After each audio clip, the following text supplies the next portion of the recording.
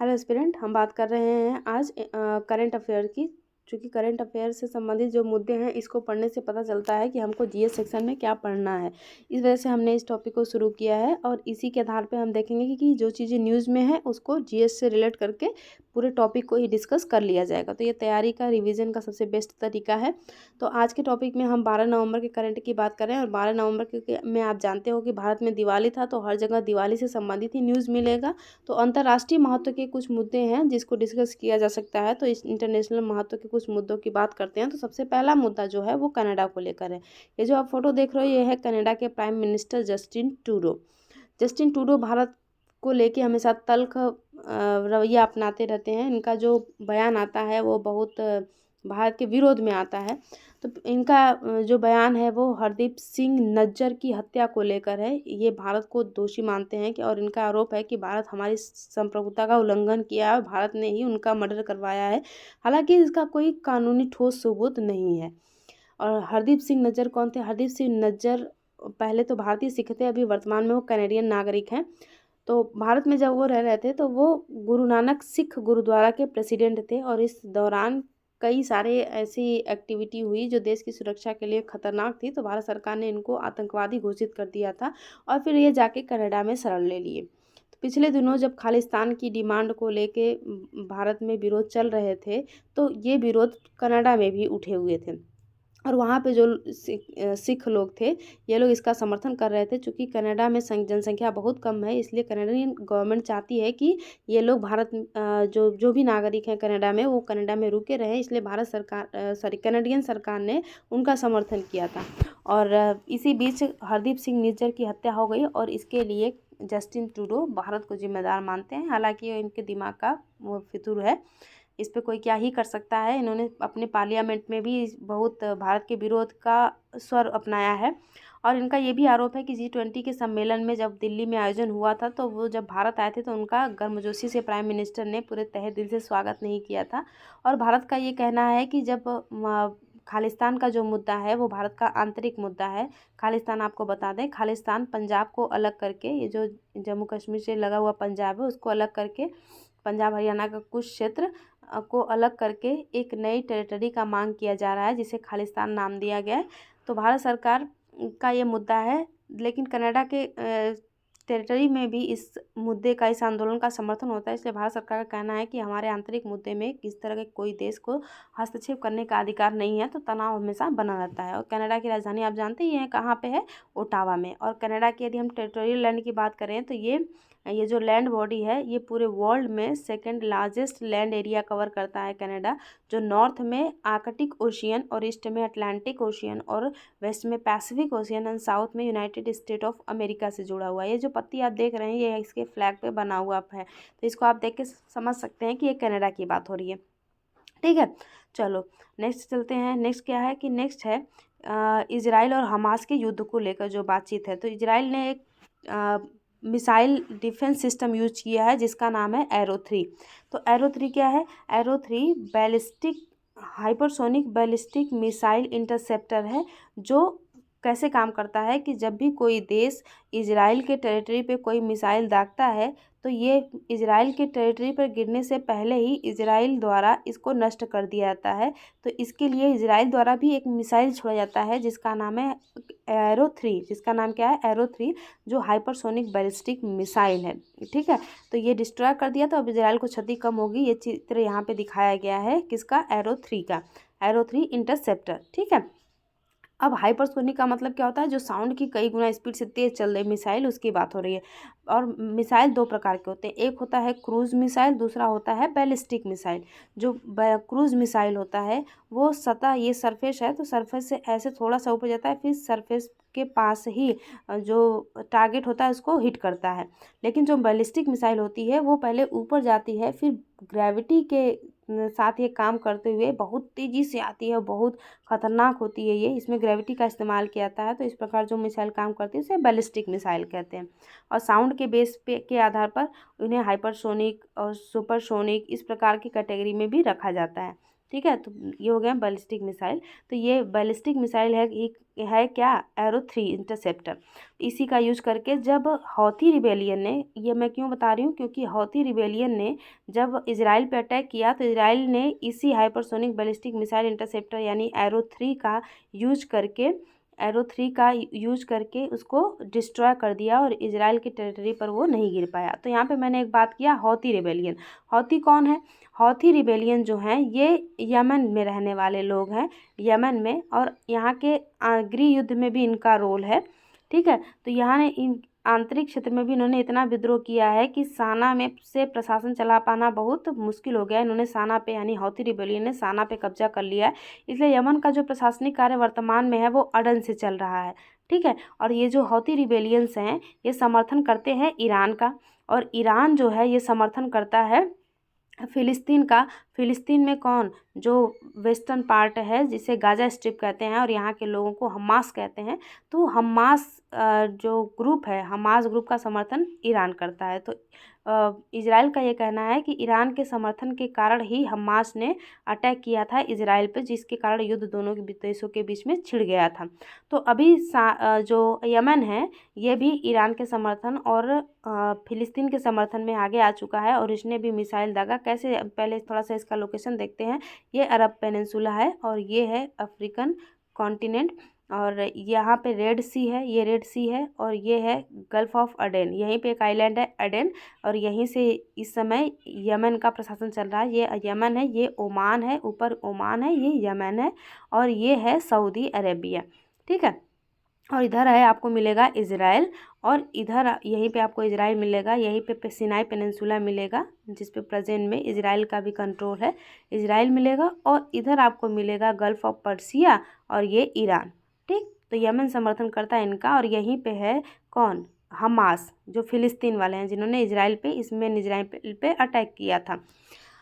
अब जब यमन ने यहाँ से अटैक किया तो इजराइल के एरो 3 डिफेंस सिस्टम ने इसे रोक दिया। एरो 3 डिफेंस सिस्टम को यूएसए की सहायता से बनाया गया है, और ये जो चित्र आप देख रहे हो यही तो है एरो 3 डिफेंस सिस्टम ये। ठीक है। तो यही डिस्ट्रॉय कर देता है इससे टेरिटरी में आने से पहले, जिससे इजराइल में जो संभावित खतरे होते हैं उसका प्रभाव बहुत कम पड़ता है। ठीक। चलो, तो ये था मुद्दा कि यमन के आने के बाद जो युद्ध की स्थिति है वो और भी आक्रामक हो गई है। इससे रिलेटेड एक और मुद्दा है, किससे, इजराइल से रिलेटेड, तो उसको देखते हैं क्या है। वो मुद्दा भारत को लेकर भी है कि इस बार कि भारत हमेशा जब भी यूनाइटेड नेशन में इजराइल और फिलिस्तीन का मुद्दा उठता था तो मैक्सिमम बार भारत इन दोनों में वोटिंग देने से बचता था। लेकिन जब हमास ने इजराइल पे पहली बार अटैक किया था तो भारत ने भी हमास का यानी फिलिस्तीन का आलोचना किया था और इजराइल के समर्थन में आया था। लेकिन इस बार फिर से एक बार ऐसी स्थिति हो गई है कि इजराइल टेरिटरी में ये है वेस्ट बैंक, जो वेस्ट बैंक इसलिए नाम रखा गया है क्योंकि यहाँ पे एक देश है जॉर्डन की राजधानी अम्मान, तो जॉर्डन से ही अलग होकर एरिया बना, इसे वेस्ट बैंक नाम दिया गया। ये फिलिस्तीन का एरिया है और इसका कुछ एरिया यहाँ पे है जो ये मेडिटेरियन सी से जुड़ा हुआ है, इसका नाम है गाजा स्ट्रिप, और गाजा स्ट्रिप में ही हमास रहते हैं और इसी हमास ने इजराइल पे अटैक किया था। तो अब इजराइल जो है वो जेरूसलम और इजराइल के अन्य जेरूसलम और फिलिस्तीन के अन्य हिस्सों पे कब्जा करते जा रहा है, जिसका इंटरनेशनल जगत में बहुत आलोचना हो रही है। तो जो जेरूसलम है वो कहाँ पे है, वो वेस्ट बैंक में है। इजराइल का जो ये वेस्ट बैंक पार्ट है जिसे हम फिलिस्तीन कहते हैं, यहीं पे है जेरूसलम। तो इस पर भी इसने पूर्णतः कब्जा कर लिया है। हालांकि इस पर 3 धर्म के लोग अपना कब्जा करते हैं, इस्लाम धर्म के लोग, ईसाई धर्म के लोग और यहूदी लोग, इजराइल वाले। ठीक है। तो ये तो यरूशलेम को लेकर विवाद चल रहा है, लेकिन इजराइल में कंप्लीट यरूशलेम पे तो कंट्रोल कर ही लिया है और अपनी राजधानी भी डिक्लेयर कर दिया था पिछले दिनों, और अमेरिका भी इसका समर्थन करता है कि यरूशलेम ही इजराइल की राजधानी है। हालांकि इसके पहले इजराइल का प्रशासन तेल अवीव से चलता था। तो इस प्रकार भारत ने भी इस बार यूएन में जब वोटिंग हुआ तो भारत ने इजराइल का समर्थन छोड़ के फिलिस्तीन का समर्थन किया है, जिसे पैलेस्टीन कहते हैं, फिलिस्तीन का समर्थन किया है। तो ये भारत की कूटनीति एकदम परिवर्तित दिख रही है इंटरनेशनल जगत में, कि या तो वो नो वोटिंग में रहता था, हमेशा बचा रहता था, या तो इजराइल के समर्थन में रहा, लेकिन इस बार तो बिल्कुल अलग ही आ गया फिलिस्तीन के समर्थन में। तो यही भी मुद्दा बना हुआ है कि भारत का एक नया स्टैंड है। अब चलते हैं नेक्स्ट क्या है। नेक्स्ट जो मुद्दा है वो है ये मुद्दा है, ये तो चलता रहेगा, बाद में कभी आएगा न्यूज़ में तो डिस्कस कर लेंगे। अब यहाँ पे देखते हैं कि अमेरिका के सदर्न कैलिफोर्निया में क्यों स्कूल बंद कर दी गई। हालांकि ये जो चीज़ें हैं ये जुड़ी हुई हैं वर्ल्ड वॉर टू से। वर्ल्ड वॉर टू कब से कब चला था, 1939 टू 1945 तक। तो वहाँ से युद्ध हुआ और यहाँ से क्या मुद्दा है, तो जहाँ जब वर्ल्ड वॉर हुआ था तो कैलिफोर्निया में एक जगह था, जो पोर्ट सिटी था, बंदरगाह था, वहाँ पे ब्लिम्प हैंगर था, जहाँ पे बहुत बड़े बड़े जहाज़ को बांध के रखा जाता था। ठीक है, तो ब्लिम्प हैंगर में आग लग गई और ब्लिम्प हैंगर में आग लगने से पूरा सिस्टम ही जल गया। और वहाँ पे जो सिस्टम डेवलप हुआ था उसमें से एस्बेस्टॉस के राख निकले। एस्बेस्टॉस जो है वो आग में जलता नहीं है, तो लंबे समय तक एटमॉस्फेयर में रहता है, तो सांस के थ्रू लंग्स में ज़्यादा जाता है, जिससे लंग्स में ज़्यादा समय तक रहता है और इससे कैंसर का कारण बनता है। ठीक है, कैंसर का कारण बनता है। तो इस प्रकार से कैंसर स्कूल जो है कैलिफोर्निया में वो बंद कर दिए गए हैं। ठीक है, यहाँ पे आप देख भी सकते हो, देखो क्या लिखा है कि एस्बेस्टॉस एक प्रकार का मटेरियल है जिसमें आग नहीं पकड़ता है और ये नेचुरल प्रकार से मिलने वाला सिलिकेट का ही रूप है और यह चट्टानों से मिलता है। इसमें आग न पकड़ने की वजह से इसका रेशेदार मटेरियल का इस्तेमाल इस रेशेदार मटेरियल का निर्माण क्षेत्र में किया जाता है। ठीक, तो यह मटेरियल जो है ये घुलनशील नहीं होते हैं, जिसकी वजह से लंबे समय तक लंग्स में जमे रहते हैं और कैंसर का कारण बनते हैं। तो इस वजह से कि वर्ल्ड वॉर में जो सिस्टम ये डेवलप हुआ था ब्लिम्प हैंगर, इसी में आग लगने की वजह से कैलिफोर्निया में स्कूल बंद हुए थे। नेक्स्ट क्या है, पाकिस्तान का पासपोर्ट इम्पॉर्टेंट नहीं है। हाँ, अमेरिका और इंडिया 2+2 मीटिंग की बात हो रही है। अमेरिका इंडिया 2+2 मीटिंग जो है, या इंडिया अमेरिका 2+2 मीटिंग, ये इस बार 2023 में ऑर्गेनाइज हो रहा है 10 नवंबर से नई दिल्ली में। तो अब अमेरिका के जो 2 मिनिस्टर होंगे, कौन कौन से मिनिस्टर, जो फॉरेन मिनिस्टर होंगे, विदेश मंत्री होंगे, और जो डिफेंस मिनिस्टर होंगे, रक्षा मंत्री होंगे, वो भारत आएंगे। जब वो भारत आएंगे तो अपने ही समकक्ष यानी भारत के विदेश मंत्री और भारत के रक्षा मंत्री से उनकी बातचीत होगी, जिसमें डिफेंस से रिलेटेड और इंटरनेशनल रिलेशन से रिलेटेड कैसे सस्टेनेबल संबंध बनाया जाए, कैसे दोनों रक्षा सहयोग इस प्रकार बनाएं कि खतरे को कम से कम किया जा सके और एक दूसरे का सहयोग किया जा सके, इन सभी मुद्दों पे बात होगी। तो आपने याद रखना है कि इंडिया प्लस अमेरिका 2+2 वार्ता इस बार 2023 में कहाँ पे होगा, इंडिया में होगा।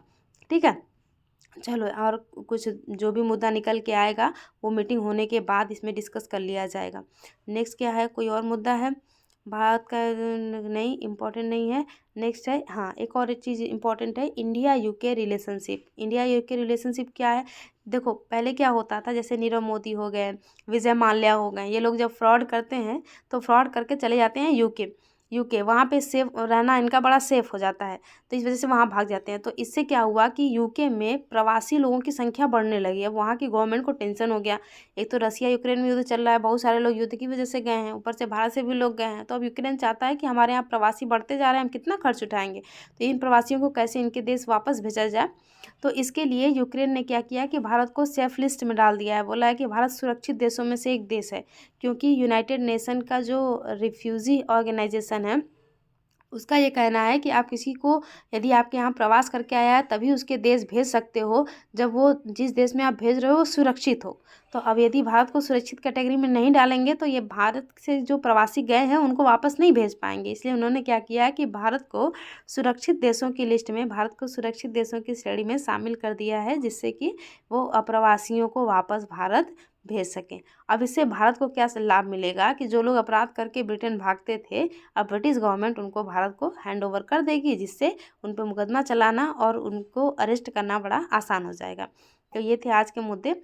और यूके, आप जानते हो यूके की बात हो रही है, यूनाइटेड किंगडम में 4 देश आते हैं। 4 देश कौन कौन से आते हैं, एक तो ब्रिटेन, जिसे इंग्लैंड कहते हैं, ग्रेट ब्रिटेन नहीं कहेंगे, इंग्लैंड कहेंगे। ठीक है, एक तो इंग्लैंड, ग्रेट ब्रिटेन में भी 3 देश आते हैं, उसकी बाद में बात करेंगे। इंग्लैंड आता है, स्कॉटलैंड आता है, आयरलैंड आता है और वेल्स। ठीक है, वेल्स, आयरलैंड, स्कॉटलैंड और इंग्लैंड, ये 4 देश मिलके क्या बनाते हैं, यूनाइटेड किंगडम यूके। ठीक है, ग्रेट ब्रिटेन में कौन कौन आता है, ग्रेट ब्रिटेन में ना चलेंगे तो वेल्स आता है और स्कॉटलैंड आता है और इंग्लैंड इंग्लैंड, स्कॉटलैंड और वेल्स। आयरलैंड अलग हो जाता है, ठीक। आयरलैंड अलग सेशन में ऐसे ही बनता है, एक आइलैंड ग्रुप है, तो आयरलैंड अलग हो जाता है। इंग्लैंड, स्कॉटलैंड और वेल्स को मिला के ग्रेट ब्रिटेन बनता है, ठीक। तो ये हो गए आज के सेशन। अब ऐसे ही हम डेली का करंट डिस्कस करते रहेंगे और जो चीज़ें आएंगी भारत से रिलेटेड, यदि राष्ट्रीय और राज्य का मुद्दा आएगा तो उसको भी हम लेंगे। अभी दिवाली की वजह से अंतर्राष्ट्रीय मुद्दा ही न्यूज़ में था, ठीक है। Thank you.